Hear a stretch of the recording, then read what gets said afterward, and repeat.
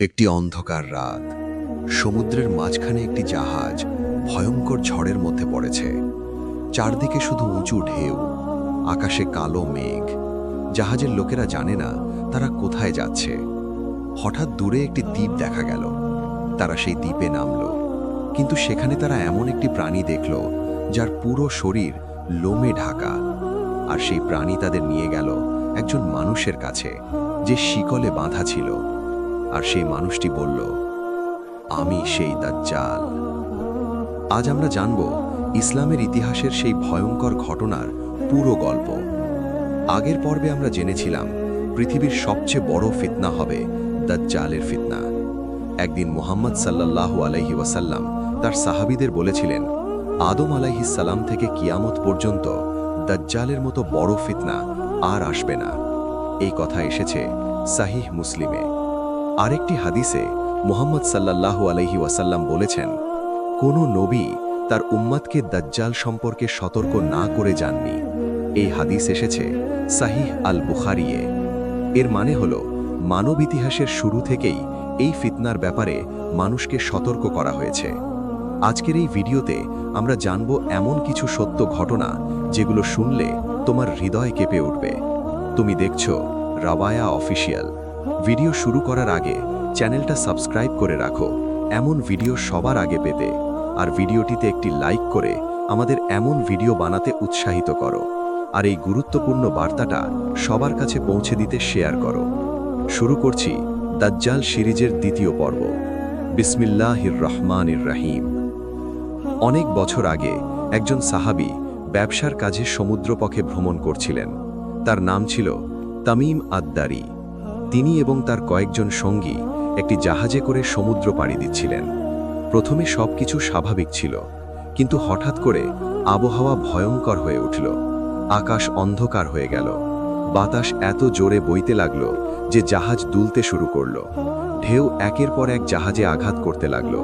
জাহাজের মানুষরা ভয় পেয়ে গেল। তারা বুঝতে পারছিল না তারা কোথায় যাচ্ছে।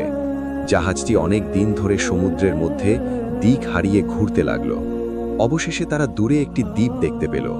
তারা সিদ্ধান্ত নিল সেখানে গিয়ে আশ্রয় নেবে। রহস্যময় দ্বীপ।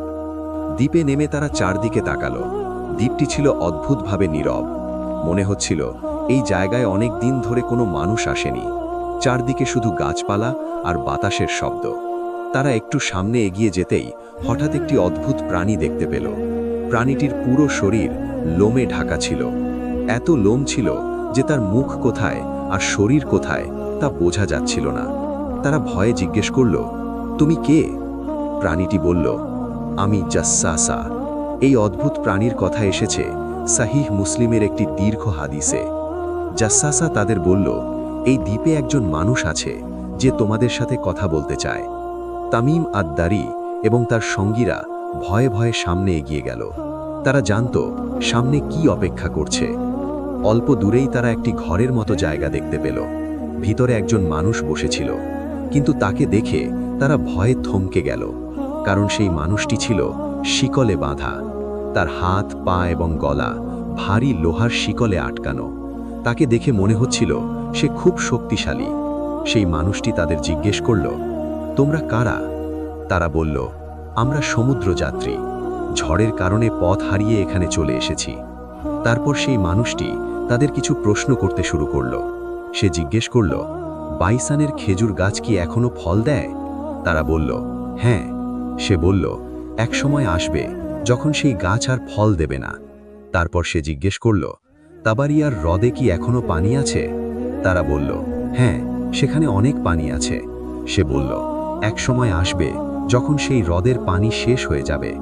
এরপর সে জিজ্ঞেস করল, আর আরবের মধ্যে কি সেই নবী এসে গেছেন?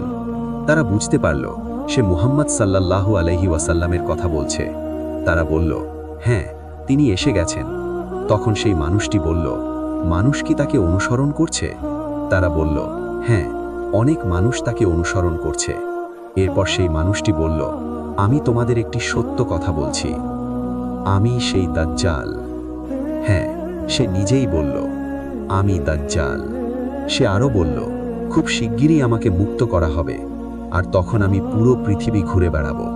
কিন্তু সে বলল, দুটি শহরে সে ঢুকতে পারবে না। সেগুলো হলো মক্কা এবং মদিনা, কারণ সেখানে ফেরেশতারা পাহারা দেয়। এই কথাগুলোও এসেছে সাহিহ মুসলিমে। একটি হাদিসে মুহাম্মদ সাল্লাল্লাহু আলাইহি ওয়াসাল্লাম বলেছেন, যে ব্যক্তি দাজ্জালের কথা শুনবে সে যেন তার কাছ থেকে দূরে থাকে, কারণ একজন মানুষ তার কাছে যাবে মুমিন হয়ে, কিন্তু তার অলৌকিক কাজ দেখে সে তার অনুসারী হয়ে যাবে। এই হাদিস এসেছে সুনান আবু দাউদে। এই ভয়ঙ্কর কথা শুনে তামিম আদ-দারি এবং তার সঙ্গীরা ভয়ে কাঁপতে লাগল। তারা দ্রুত সেই দ্বীপ ছেড়ে জাহাজে উঠে পড়ল। কিছুদিন পরে তারা আরব দেশে ফিরে আসলো। পরে তামিম আদ-দারি রাদিয়াল্লাহু আনহু মদিনায় এসে তার সেই বিস্ময়কর ঘটনার কথা বর্ণনা করেন। এই খবর শুনে মুহাম্মদ সাল্লাল্লাহু আলাইহি ওয়াসাল্লাম সাহাবীদের মসজিদে একত্রিত করলেন। তারপর তিনি বললেন, শোনো, তামিম আদ-দারির যে ঘটনা তোমরা শুনলে, দাজ্জাল সম্পর্কে আমি আগে তোমাদের যা বলেছি তার সাথে তা সম্পূর্ণ মিলে যায়। এই ঘটনাটি বর্ণিত হয়েছে সাহিহ মুসলিমে। এই হাদিস আমাদের একটি ভয়ঙ্কর সত্য জানায়। দাজ্জাল এখনও পৃথিবীতে জীবিত আছে, কিন্তু সে মুক্ত নয়। সে একটি অজানা দ্বীপে শিকলে বাঁধা অবস্থায় বন্দী রয়েছে। আর যখন আল্লাহর পক্ষ থেকে অনুমতি আসবে, তখনই সে বের হবে পৃথিবীতে মানব ইতিহাসের সবচেয়ে বড় ফিতনা নিয়ে।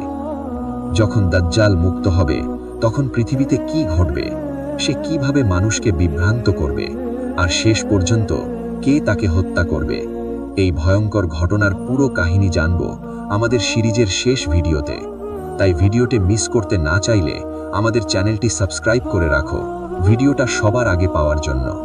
আসসালামু আলাইকুম ওয়া রাহমাতুল্লাহি ওয়া বারাকাতুহু।